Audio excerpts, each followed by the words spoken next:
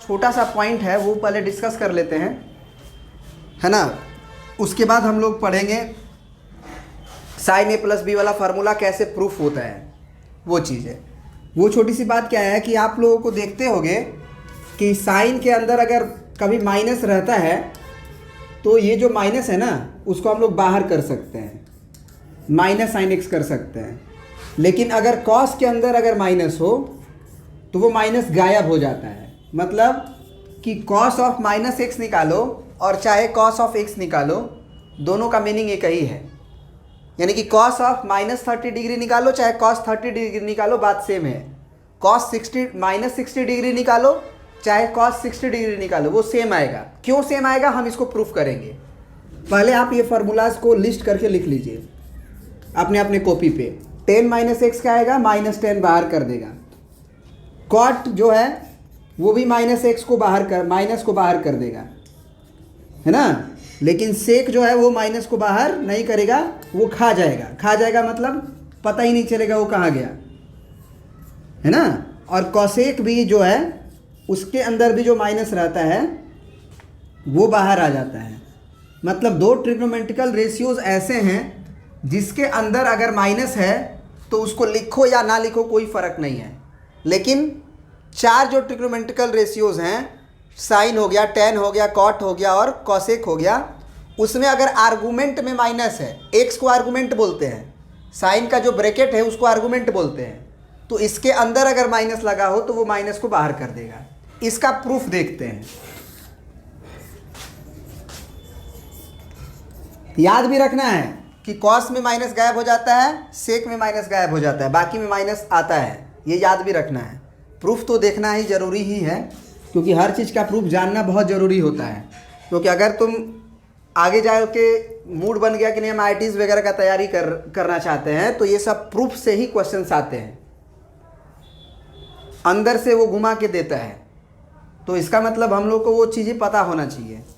अब देखते हैं इसका प्रूफ देखते हैं। देखो एक बात तो पता है ना, एक बात तो पता है कि अगर पॉजिटिव एंगल घूमना होगा तो एंटी क्लॉकवाइज घूमेंगे और नेगेटिव घूमना होगा तो क्लॉकवाइज घूमेंगे। तो इसका मतलब मान लो कि ये एक हमारे पास ट्रायंगल है, ये वाला, तो ये पॉजिटिव एक्स एक्सिस है हमारा। इससे अगर हम ऊपर गए, मान लो ये एंगल को एक्स मानते हैं, जैसे आप थीटा मानते हो उसी तरह से हम एक्स एंगल को माने हैं, थीटा एंगल को एक्स माने हैं। तो ऊपर जाएंगे तो प्लस एक्स होगा, या एक काम करो सारा को थीटा में बोल देते हैं, है ना, सारा को थीटा में लिख देते हैं। देखो हमारा कहने का बस ये मतलब है ना कि एक्स यदि हम बेस और परपेंडिकुलर के लिए यूज करेंगे ना, परपेंडिकुलर के लिए वाई और बेस के लिए एक्स,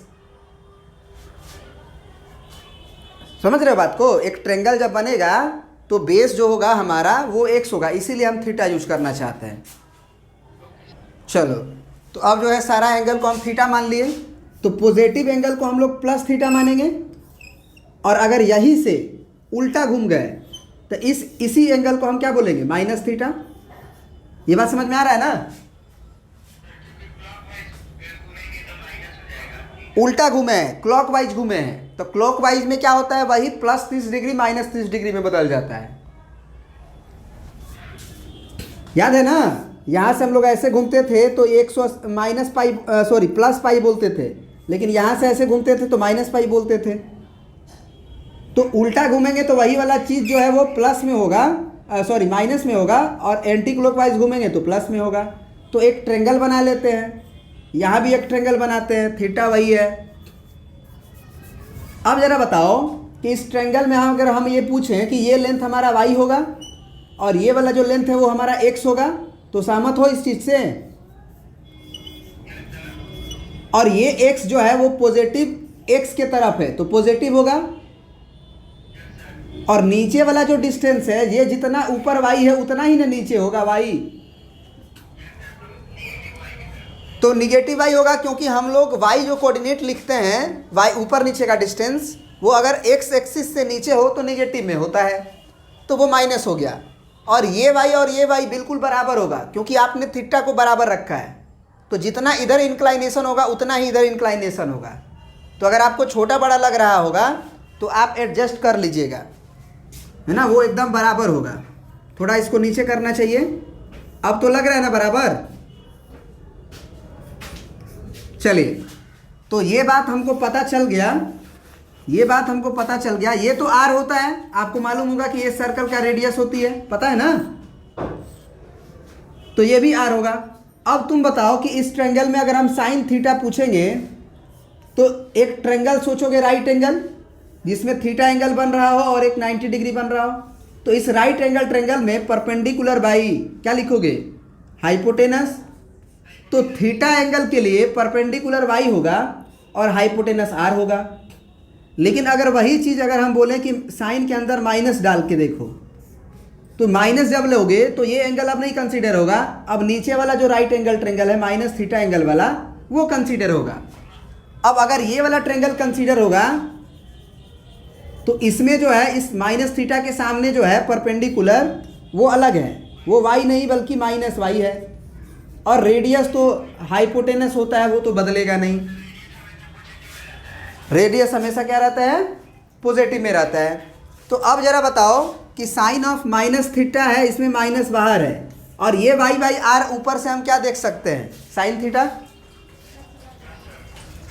इसका मतलब ये हुआ कि साइन ऑफ माइनस थीटा का जो वैल्यू हुआ, ये माइनस को अगर बाहर देखें और ये y by r sine theta के बराबर है, तो इसका मतलब ये हुआ कि ऐसा नहीं फील हो रहा है कि साइन के अंदर अगर माइनस है तो वो माइनस बाहर आ चुका है। लेकिन कॉस के साथ ऐसा नहीं होगा। क्यों नहीं होगा, देखो, जब तुम कॉस थीटा लिखोगे उस फिगर से तो ये होगा बेस बाई हाइपोटेनस। अब बेस तो तुम एक्स लिखोगे ना थीटा के लिए, ऊपर वाला ट्रायंगल कंसीडर करोगे तो वो प्लस होगा, तो plus x by hypotenuse r. और अगर हम पूछे कि कॉस ऑफ माइनस थीटा बाबू बताओ, तो उसके लिए भी तुम बेस बाई हाइपोटेनस ही लिखोगे। लेकिन अब माइनस थीटा के लिए ट्रायंगल नीचे वाला है, तो नीचे वाला ट्रायंगल के लिए भी बेस तो प्लस एक्स है ना, इधर थोड़ी आ गया, और हाइपोटेनस आर। तो इसका मतलब कि कॉस थीटा भी एक्स बाई आर है और कॉस माइनस थीटा भी एक्स बाई आर है। तो जब दोनों का आर एच एस बराबर है तो एल एच एस क्या हो जाएगा, बराबर। तो इसीलिए कॉस के अंदर माइनस नहीं आता है। क्या ये बात समझ में आया। टेन के साथ भी यही चीज़ है। अगर हम तुमसे पूछें कि टेन ऑफ थीटा का वैल्यू बताओ उस फिगर से, तो थीटा वाला ट्रायंगल ऊपर वाला है, फर्स्ट क्वाड्रेंट वाला, तो वो हो जाएगा वाई बाई एक्स, क्योंकि परपेंडिकुलर बाई बेस होता है। जबकि अगर हम पूछें कि टेन ऑफ माइनस थीटा क्या होगा, तो वो माइनस थीटा के लिए परपेंडिकुलर तुम्हारा ये है माइनस वाई, बेस तो तुम्हारा प्लस में ही होगा। अब ये माइनस वाई बाई एक्स को हम क्या लिख सकते हैं, यहाँ से टेन थीटा, तो ये माइनस बाहर रहेगा एक्चुअल में, तो ये माइनस बाहर रहा और ये टेन थीटा हो गया। तो अगर यहाँ से यहाँ देखो अगर, तो हुआ क्या, टेन ऑफ माइनस थीटा बराबर माइनस टेन थीटा। अब कॉट में भी ऐसा ही कहानी होगा, सेक में नहीं होगा, क्योंकि सेक में क्या होगा, जरा सोचो, सेक थीटा क्या लिखोगे, हाइपोटेनस बाई बेस।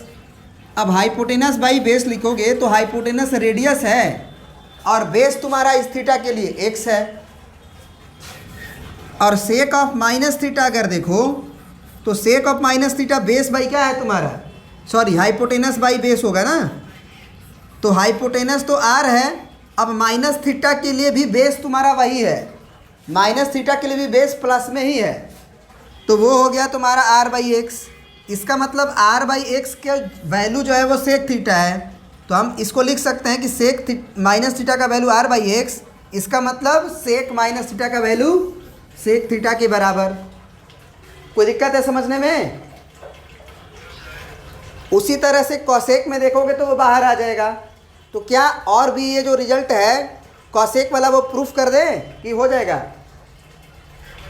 हो जाएगा। चलिए ठीक है, तो ये रिजल्ट आप याद रखिएगा, पहला, दूसरा, तीसरा, चौथा, पांचवा, छठवा, बस ये याद रखिएगा कि कॉस और सेक का माइनस अंदर लिखा हो उसको गायब भी कर देंगे, कोई फर्क नहीं पड़ता है, ठीक है।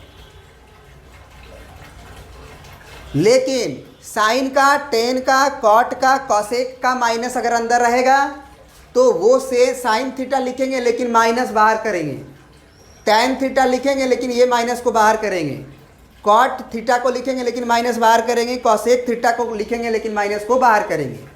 तो इसको आप राइट डाउन कर लीजिए। अब देखो यही वाला क्वेश्चन जो है हम लोग पिछले क्लास में किए थे।